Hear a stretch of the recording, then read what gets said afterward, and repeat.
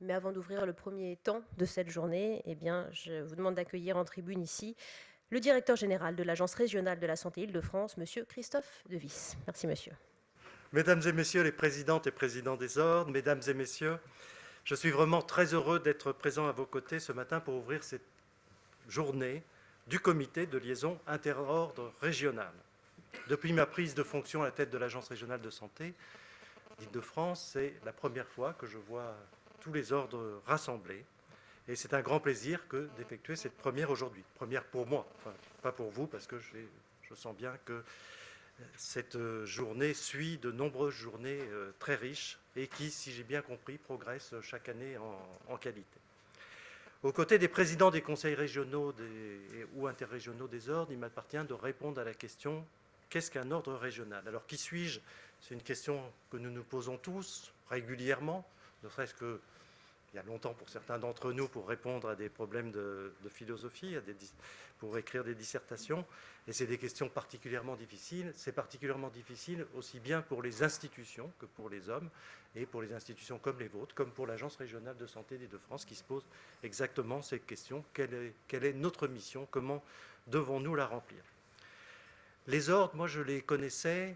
Vous savez peut-être que je suis juriste, membre du Conseil d'État, et je les ai connus d'abord en lisant les grands arrêts du Conseil d'État, et notamment le grand arrêt Bougain du 2 avril 1943, qui, conclusion du commissaire du gouvernement Lagrange, je crois, qui a fixé le droit des ordres professionnels en matière de santé, mais des ordres professionnels en général, et qui reste, je crois, de grande actualité, même si les évolutions juridiques sont intervenues de par les différentes lois. Je les ai connus aussi en qualité de secrétaire général là, du Conseil d'État, secrétaire général en fait de la juridiction administrative, et j'ai pu mesurer, j'ai eu à m'occuper du rôle des magistrats administratifs et des membres du Conseil d'État dans les différentes instances disciplinaires des ordres, et j'ai pu mesurer à quel point les magistrats administratifs étaient très heureux de ces fonctions de présidence d'instances disciplinaires des ordres, et à quel point je crois, j'ai pu le mesurer de façon moins régulière, mais à quelques exemples pour résoudre des difficultés, mais aussi pour se saluer la participation des magistrats administratifs. Je crois que les ordres sont heureux de pouvoir compter sur ces magistrats administratifs qui sont pour la plupart très expérimentés et qui sont soucieux, et je crois que c'est important, c'est quelque chose que nous leur expliquons, soucieux de bien différencier ce qui relève des pairs, de l'avis des pairs, et ce qui relève de l'analyse juridique. C'est un mariage qui, je crois, est très harmonieux et qui sécurise les décisions des instances disciplinaires qui, je crois, dans la plupart des ordres, sont très peu contestées. Alors que dans certains, voilà, il y a certains milieux dans lesquels de telles décisions seraient contestées de manière très, très classique. Ce n'est pas le cas des ordres professionnels en matière de santé, et je crois qu'on peut s'en féliciter. Or, en ma qualité de directeur général de l'ARS, je découvre à présent le rôle, la place essentielle qu'occupent les ordres des professions de santé dans l'organisation de notre système de santé francilien. Les professionnels que vous représentez, les chirurgiens dentistes, les infirmiers, les masseurs kinésithérapeutes, les médecins, les pédicures podologues, les pharmaciens et les sages-femmes constituent à l'évidence des acteurs majeurs de notre système de santé. Ils interviennent tout au long du parcours de santé du patient, dans son quotidien, tant dans le secteur ambulatoire que dans les secteurs sanitaires ou médico-social, tant sur le soin que sur les actions de prévention. Au-delà, ils sont impliqués à de nombreux titres dans la construction et la qualité des parcours de santé. En premier lieu, je citerai l'accès aux soins des santé, qui est évidemment aux soins des patients, qui est l'une des premières priorités de l'Agence régionale de santé et qui est une préoccupation particulièrement importante des conseils de vos ordres. Une offre de professionnels de santé suffisante est à l'évidence essentielle pour permettre un accès aux soins adaptés aux besoins de la population sur tout le territoire francilien. Mais, notamment en Île-de-France, nous sommes confrontés aux départs nombreux, variables selon les professions, liés à la structure par âge de certaines professions. L'agence est donc amenée à mener une politique très volontariste afin de maintenir l'accès aux soins et de réduire les inégalités sur les territoires franciliens qui sont particulièrement importantes. L'agence met particulièrement l'accent sur le soutien à l'installation en ville des professionnels de santé du premier recours, porte d'entrée dans le système de santé. Ce soutien, auquel les ordres participent activement, s'appuie fréquemment sur des financements du Fonds d'intervention régionale et prend principalement deux formes. Des actions visant à aider directement les professionnels à s'installer et des programmes de promotion, de soutien, de pérennisation des structures d'intérêt, des structures d'exercice collectif, les maisons de santé pluriprofessionnelles, les MSP, les pôles de santé ou les centres de santé. Les premiers résultats de cette politique apparaissent encore un peu timidement, mais à l'évidence, cette politique doit être amplifiée et renforcée par le soutien de nombreux acteurs concernés. C'est l'un de mes premiers objectifs pour les prochaines années.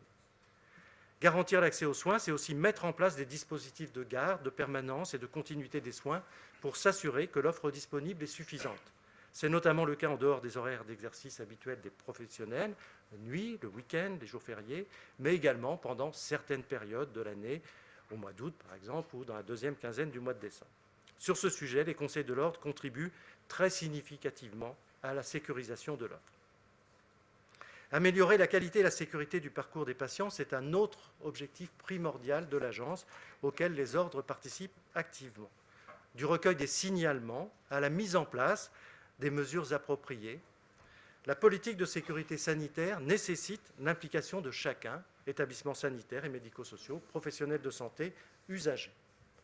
L'agence a renforcé la surveillance des événements indésirables liés aux produits de santé, les vigilances, et aux pratiques, je pense à la surveillance des infections nosocomiales, aux événements graves liés aux soins, etc. Elle a également consolidé la démarche qualité. Ainsi a été mis en place un comité stratégique qualité-sécurité, le COSTRAT, auquel participent de manière très active, assidue, les représentants des ordres. Ce comité a ainsi contribué à la définition d'une politique d'amélioration de la qualité et de la sécurité des prises en charge dans le secteur ambulatoire, partagé l'intérêt d'une démarche ville-hôpital sur l'analyse des risques et s'est engagé dans une démarche volontariste de participation à la diffusion d'une culture de sécurité et de signalement des événements indésirables graves. Le rôle des ordres pour favoriser ces signalements de difficultés, des événements indésirables graves, me semble pouvoir être encore accru, et c'est, je crois, l'avis, la demande de plusieurs d'entre vous. Je souhaite d'ailleurs renforcer les liens et les échanges entre les ordres et la mission inspection-contrôle de l'agence que je viens d'installer à mes côtés.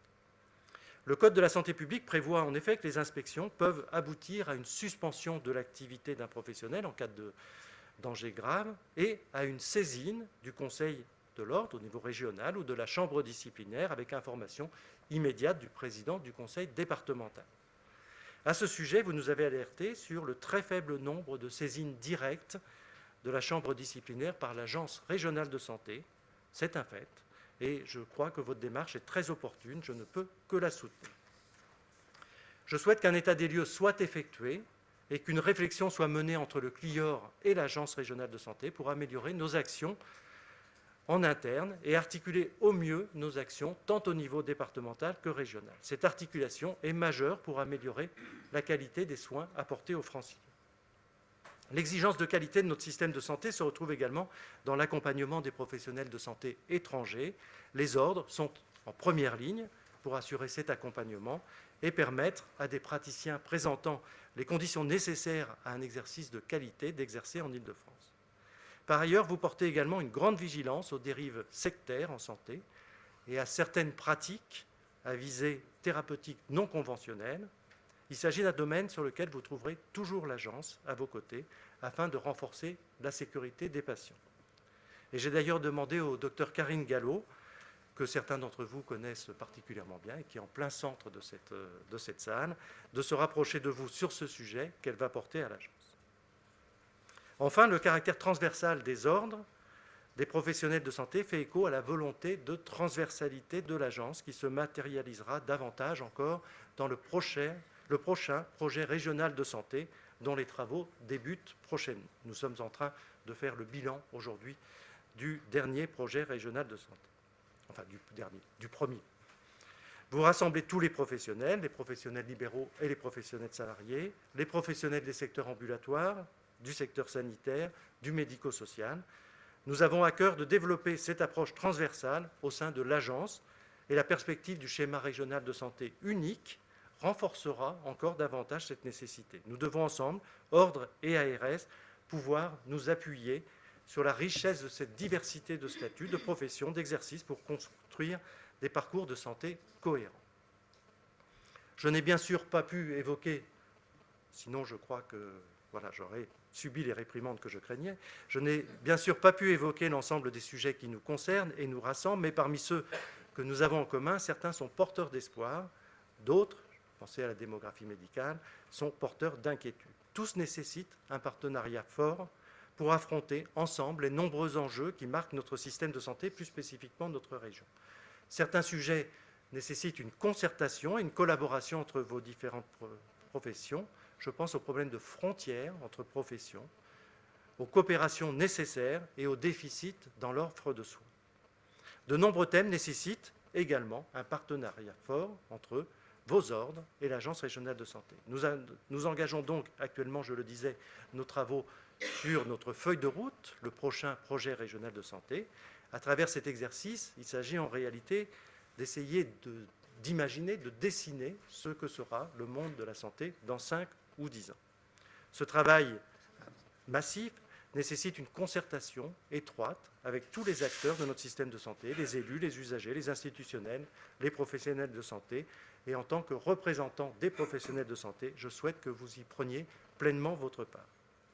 Je me réjouis par avance de travailler avec vous tous dans la confiance afin de poursuivre et renforcer l'amélioration de l'offre et la qualité des soins dans notre région. Je vous remercie. Monsieur Davis, comme vous êtes un grand professionnel, vous avez dit avec des mots choisis l'essentiel, et je pense que vous avez beaucoup rassuré aussi sur la nécessité de faire progresser les liens, le partenariat entre les professionnels de santé ici représentés et votre agence de l'ARS. Et je crois que Madame Gallo, vous allez avoir beaucoup de messages à ce sujet à l'issue de cette journée.